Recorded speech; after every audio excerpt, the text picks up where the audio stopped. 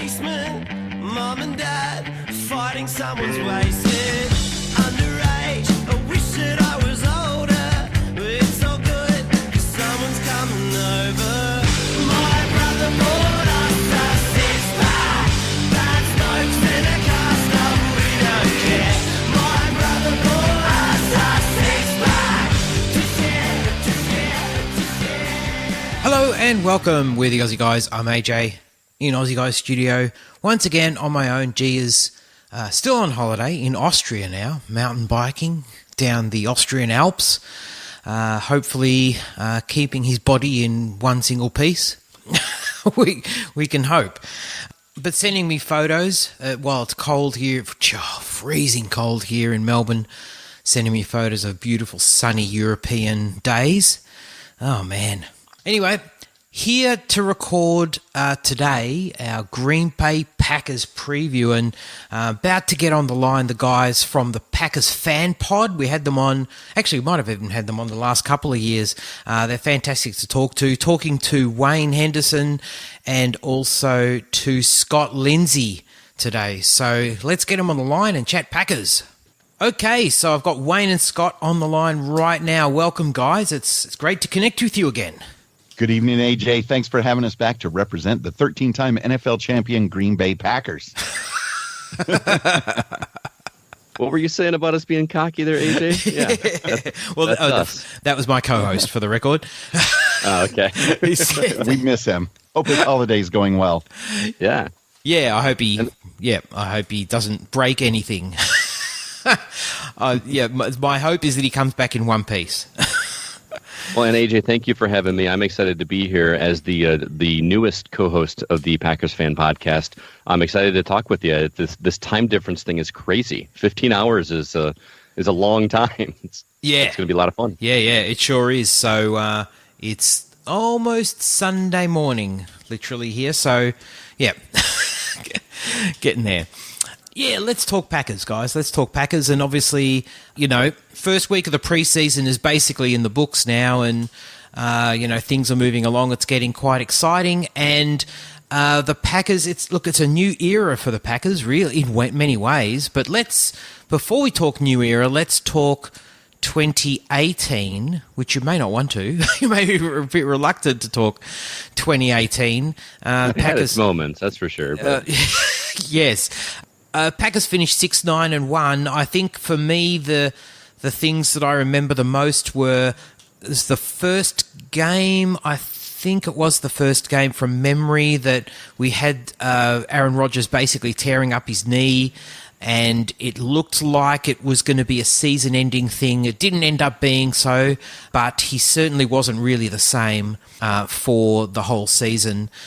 And the other thing that was huge, obviously, in 2018 was the whole Mike McCarthy thing. So after a good length of time in Green Bay, Mike McCarthy was shown the door, and it was quite ugly too. I mean, the whole Aaron Rodgers, Mike McCarthy thing that was sort of aired quite publicly, it was ugly. There's no other word for it. What are your impressions of 2018 as a whole, and maybe touching on the Mike McCarthy firing? Oh, boy. Well, Mike McCarthy has been a standard with the Green Bay Packers for a long time. I mean, he was no Mike Holmgren for sure, but I still enjoyed him as a coach. For the most part, he was very level-headed and not hot-headed. There was a couple times where he got a little red in the face, but I enjoyed him, and I'm of the mind, and I might be in the minority here, that Mike McCarthy wasn't the problem. And I don't really know what to make of the controversy that the media has shown us in regards to McCarthy versus Rodgers. The media makes it feel like Rodgers is getting a bit too big for his britches and wants to run the shots and run the team himself. And I don't know if I believe that. But then coming into this new season with LaFleur, we're already seeing stories about how Rodgers is criticizing LaFleur for doing all-team practices and I don't know. I really don't know what to feel at this point, but I'm eager to see what's going to happen in that first regular season game. I know that a lot of people are excited about the preseason and all that, but I'm more excited about when it actually matters, especially that first week against the Bears. And speaking of the Bears, they are the team that injured Aaron Rodgers' knee last year. And I don't know if I can get past that. That's the second season in a row, AJ, where an NFC North opponent injured our quarterback and in many ways trashed our season. The other thing that was really strange about 2018, especially the first half, was the total mistakes and horrible officiating.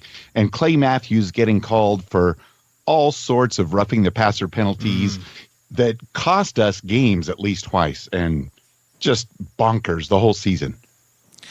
It's interesting you touch on that that whole narrative about Aaron Rodgers and him being quite a difficult quarterback to coach and just a difficult personality, full stop, is an interesting one. The national media certainly have picked up on that in a big way. It's hard to kind of know the truth, and I suspect it's, somewhere in the middle perhaps, but it'll be interesting to see how Matt LaFleur goes. Yes, certainly the media picking up lots of things, Matt LaFleur saying things and it being misinterpreted, and I think things will settle down, and we'll see.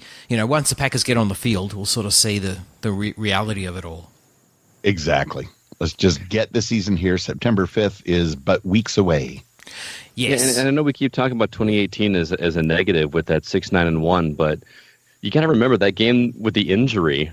We can't forget how that game ended.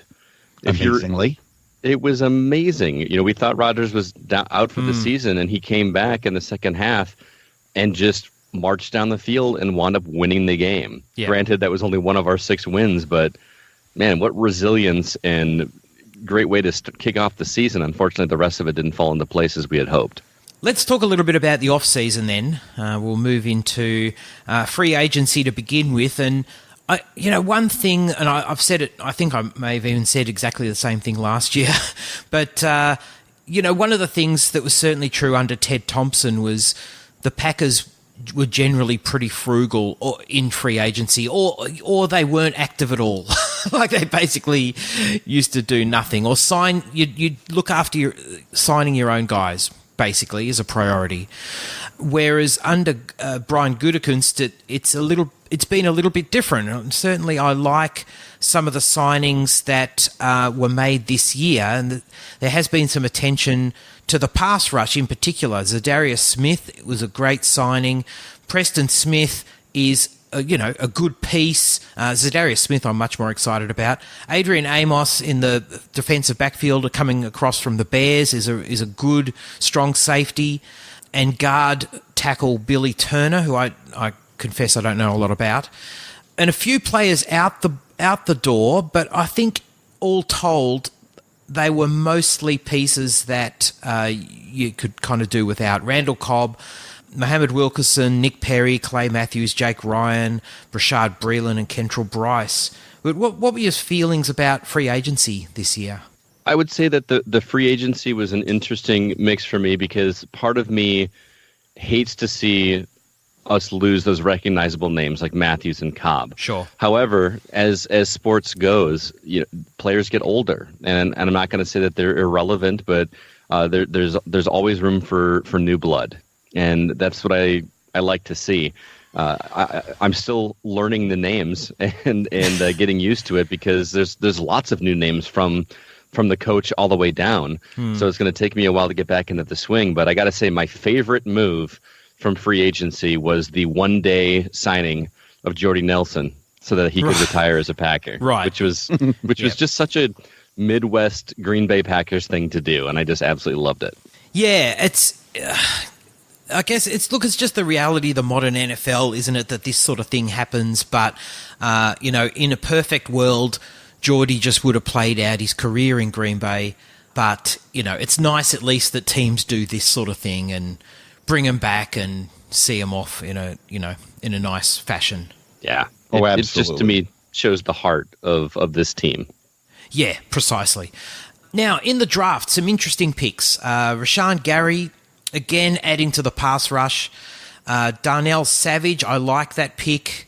And safety, defensive backfield. Jace Sternberger, so you're adding to your tight end group. a successor for Jimmy Graham, and Elgton Jenkins, an offensive lineman. So how did you feel about the draft, guys? Myself, I was very pleased. Till we see them play, it's hard to give an exact grade, but I feel like it was an A- because our defense is instantly so much better. I have some friends that have seen Rashawn Gary play every single snap that he played in college at Michigan, and they said, we are in for a treat. And Darnell Savage, that's going to be amazing. And who doesn't want to have a jersey that says Savage on the back? I just want that last name. What a great last name. I know. That's going to be amazing. And I don't know what we're going to do with these 5,000 tight ends we have, but apparently there are things in the works. And I just feel really good about these guys and hope that they all stay healthy and can make the team and just take us to the next level.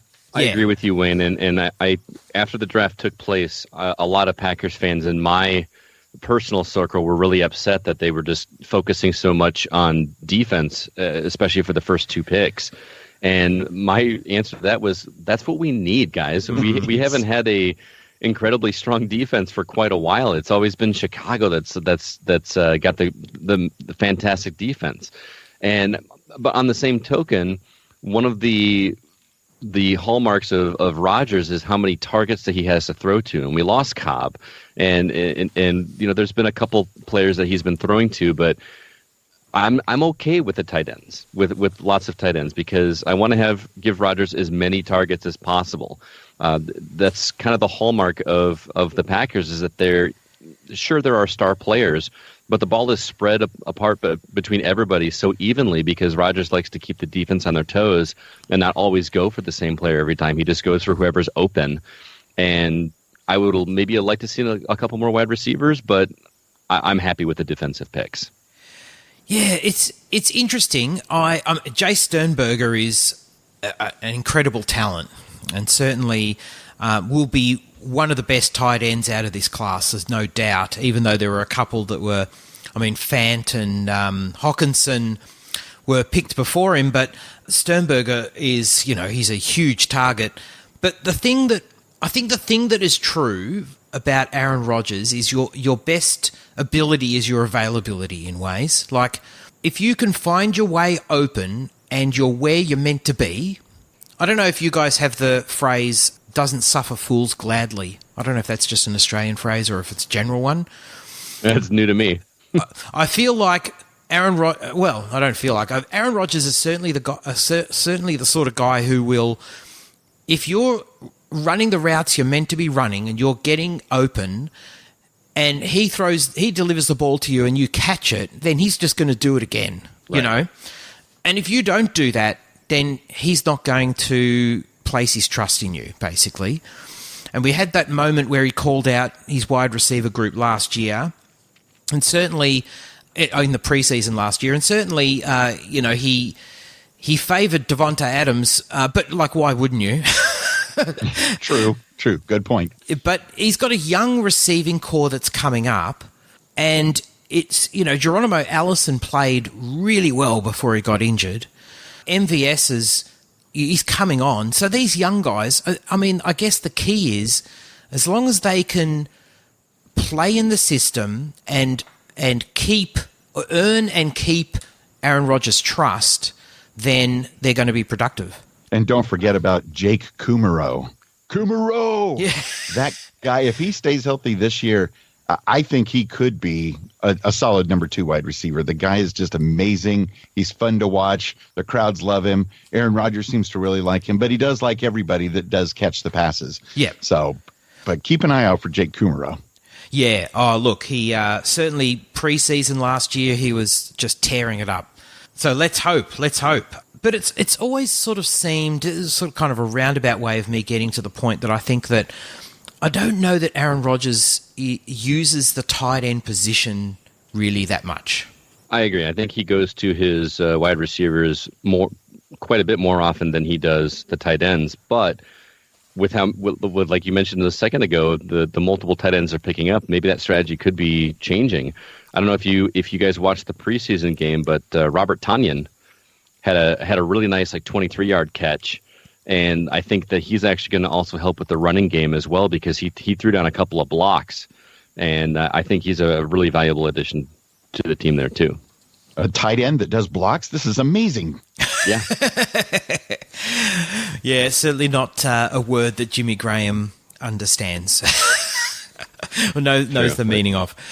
So let's talk a little bit about the O-line. And certainly, I mean, Aaron, again, just going back to Aaron Rodgers for a second, no one would debate you if you said that he was one of the best quarterbacks in the league.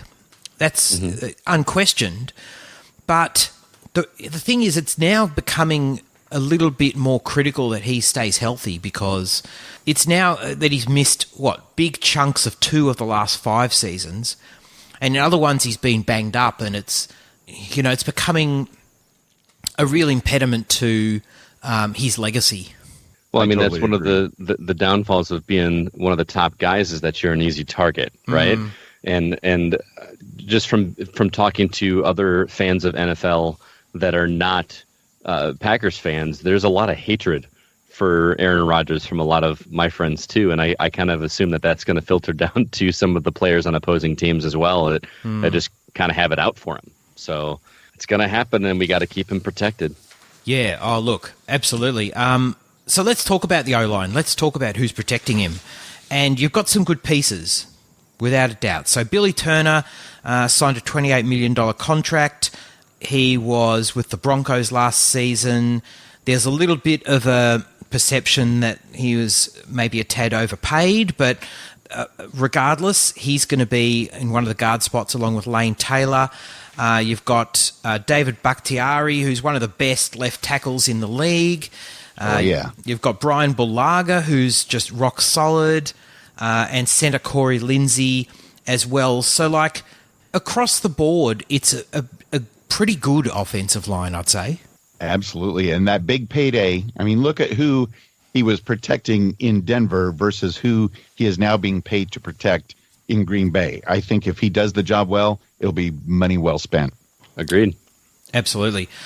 So let's talk about the running backs. And it was probably just as frustrating for you guys as it was for fantasy owners of Aaron Jones.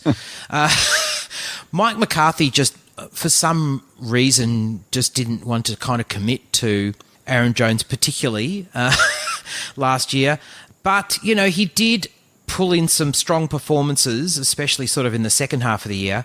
He never had really more than 17 carries in a game. But I feel like this could be really the year that we see the real Aaron Jones, or see his true potential. What do you guys think?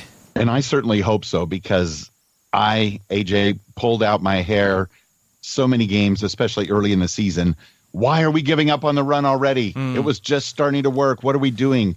And, whether or not it was McCarthy or maybe Aaron Rodgers audibling, I'm not sure. But I know that Aaron Jones has come a long way. And with this new season and our new coach, LaFleur, I just think it's ripe that we need to really, really focus on making the running game part of our offense this year. Maybe even Dexter Williams that we got in the draft can come up as well. But I think this is Aaron Jones's year, and I've got a big eye on him. Anybody else, Scott? I mean, you mentioned Dexter Williams already, but I mean, I feel like we've been saying this for years, Wayne. Why are we just focused only on the passing game? I can't remember the last time we had a team where we were like, all right, our running game is just solid.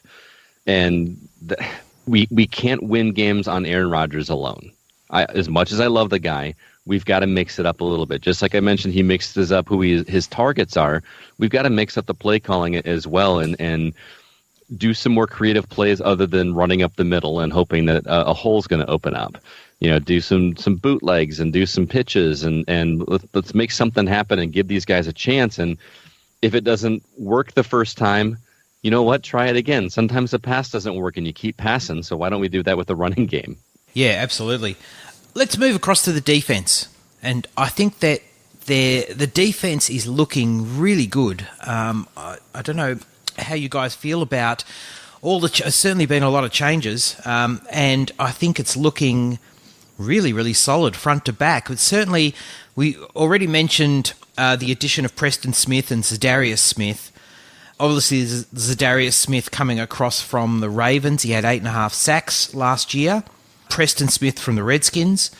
Drafted Rashawn Gary. And those guys are going to be on a line where you've got, Kenny Clark, who's a Pro Bowl nose tackle.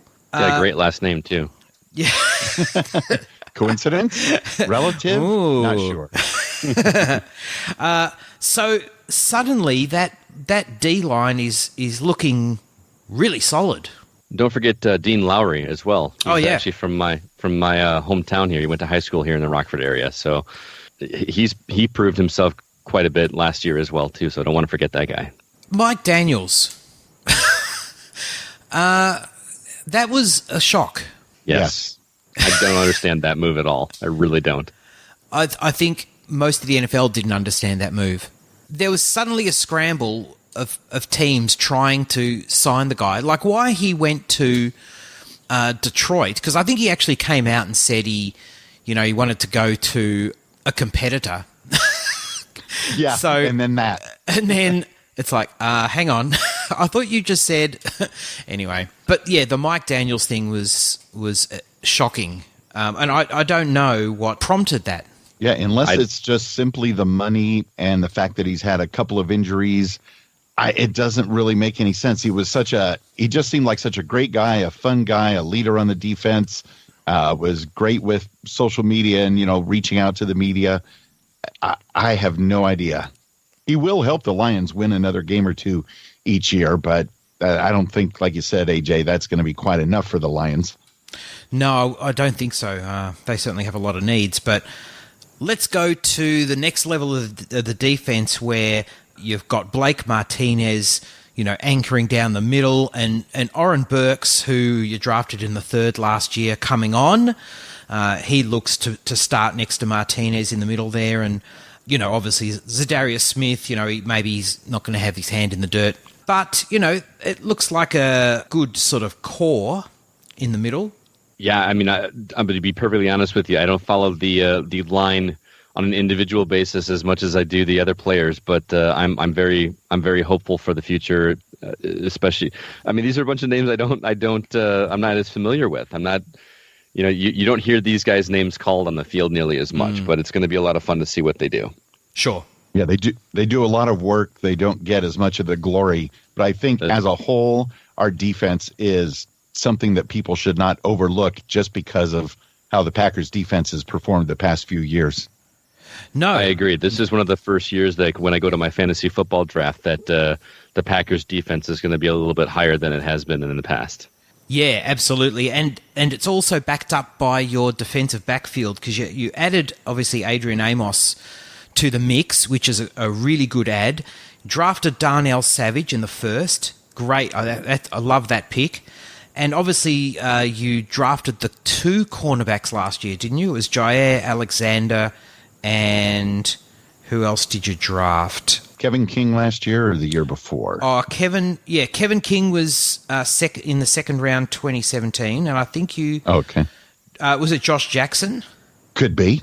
I think so. I'm just looking at the depth chart at the moment. Kevin King is slated on the depth chart to play opposite Alexander. But, I mean, across the back there, that's very solid.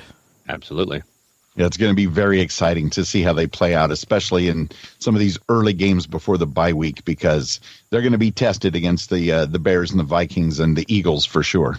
Yeah, that's right. But, if that defense, and it does look much improved, I think if that defense can lift their game, then, I mean, that all the better, because they can take some of the pressure off Aaron Rodgers' shoulders, which would be a good thing.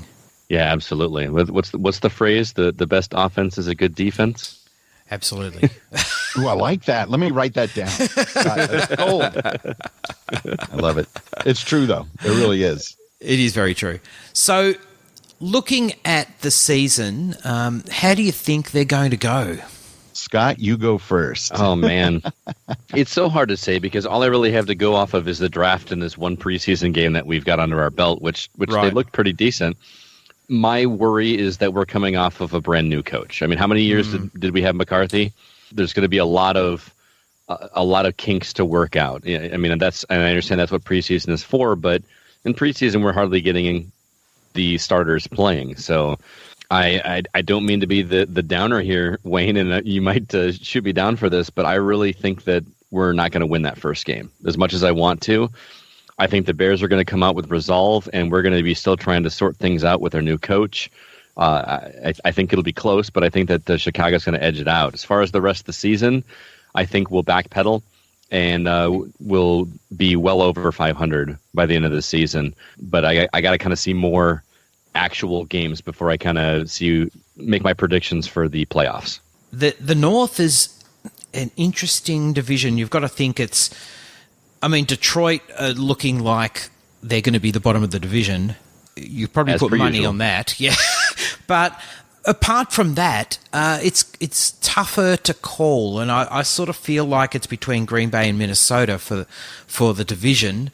But it's going to be, there's a lot of tough games in there for sure. And it really is hard to predict, especially with the new coach and the new system and what have you. But we do still have Aaron Rodgers and the rest of the squad. And every single season, I mean, you go back and check like the ESPN analysts, NFL Network, and others, they always talk about this is the year for the Bears or the Vikings. They throw their names around back and forth. These two teams are the ones going to the Super Bowl. And they always kind of overlook the Packers. And if Aaron Rodgers hadn't been injured the past two seasons, who knows what could have happened. But I think people are buying in, sure, that first game to kick off the NFL's 100th season in Chicago is going to be a tough one. I do think it is going to be close, but I think we're actually going to win it. And going through the rest of the season, on the surface, being the fanboy I am, I don't see any reason that we could not win every game this season. But the tough one, the real test, is going to be October 27th at Kansas City.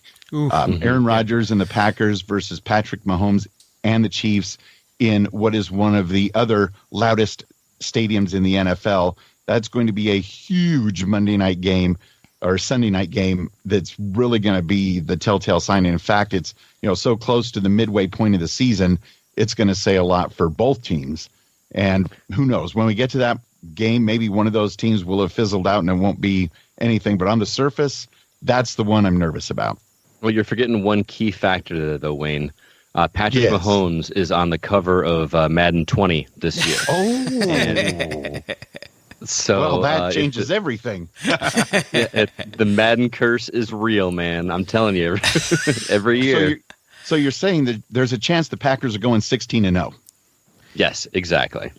Well, 15 because they're going to lose because of my earlier prediction. But well, the extreme is now. Let me see if I can pull his name out of the air here. Was it Peyton Hillis from the Browns? From the Browns, who made the cover of Madden. So he had that 1 year, literally that one really good year, and they put him on the cover. And then, man, that guy's in a Dunkin' Donuts or something similar these days. I'm sure. I know. I know on the cover. We're definitely like joking around about this, but there's something to be said. It's kind of crazy. Every year, almost every year, the person that gets on the cover of Madden has something that either ruins their career or definitely impedes their progress that season. And I know it's just a superstitious thing, but it's fun to bring up. Yeah, and it could have something to do with just all the hype that's built around you. You're showing all of your friends and family, look, I'm on the cover.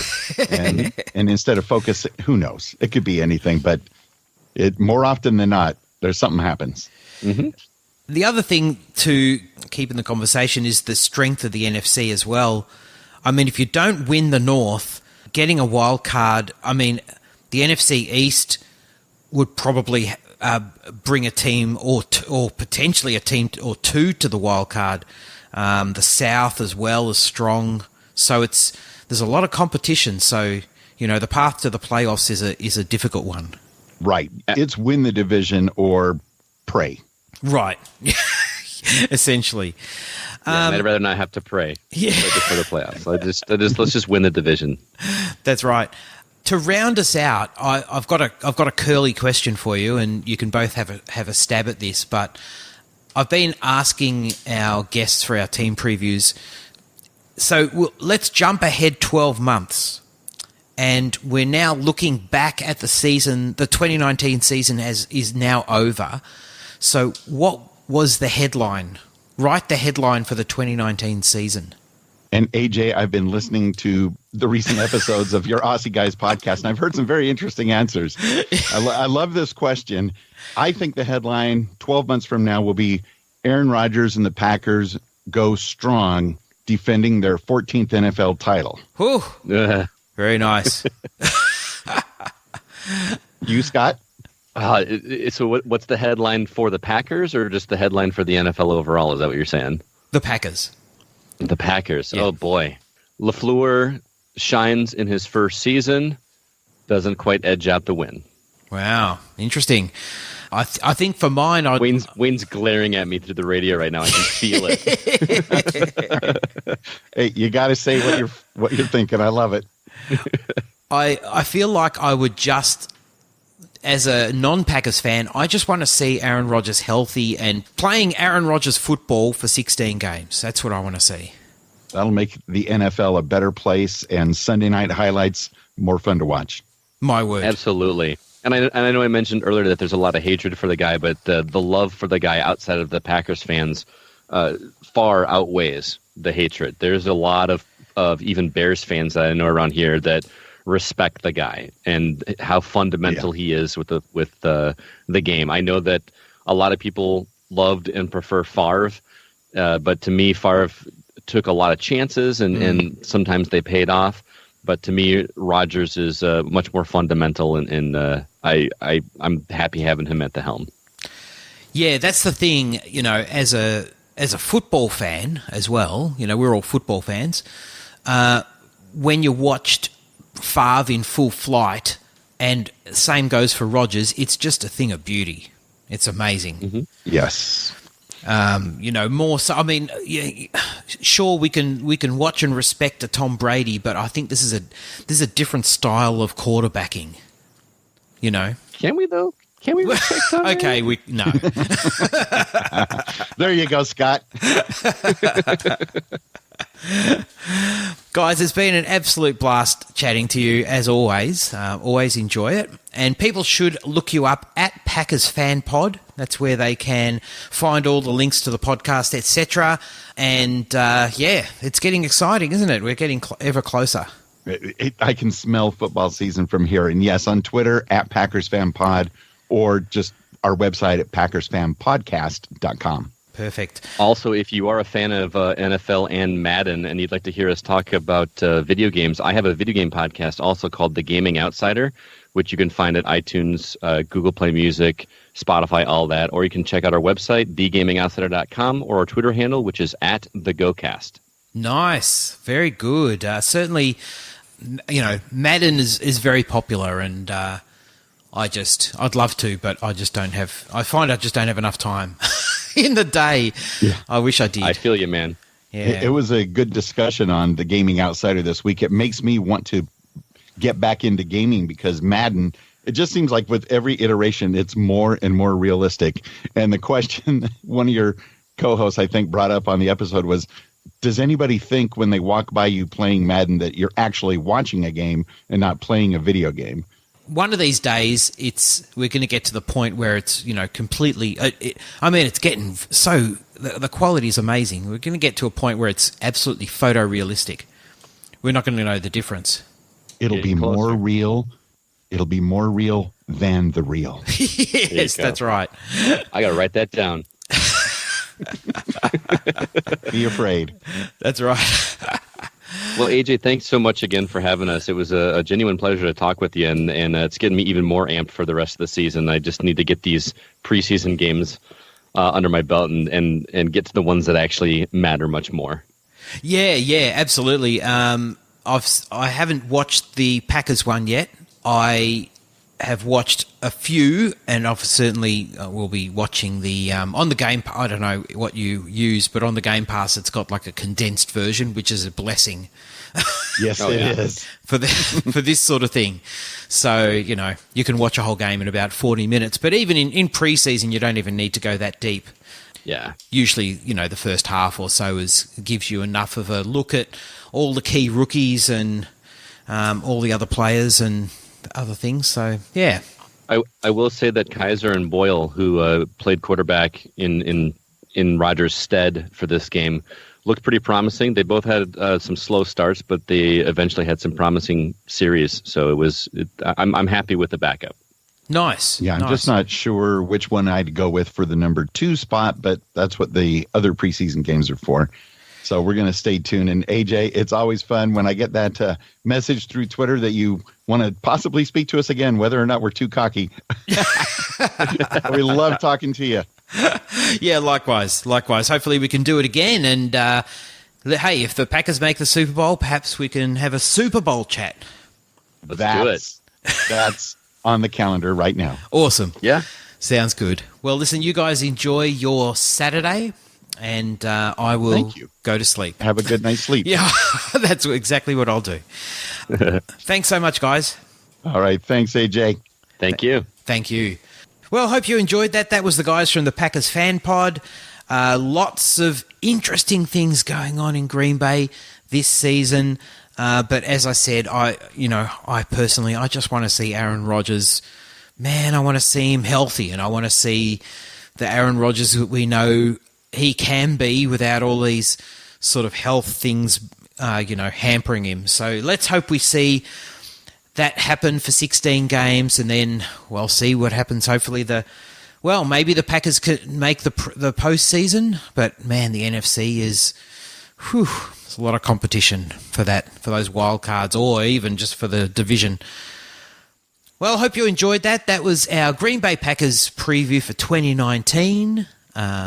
Lots more previews to come. I'm recording even a couple tomorrow this weekend, so keeping myself busy. But anyway, thank you on behalf of G and myself. Thanks. We do appreciate you tuning in and listening. All the best, and catch you next time.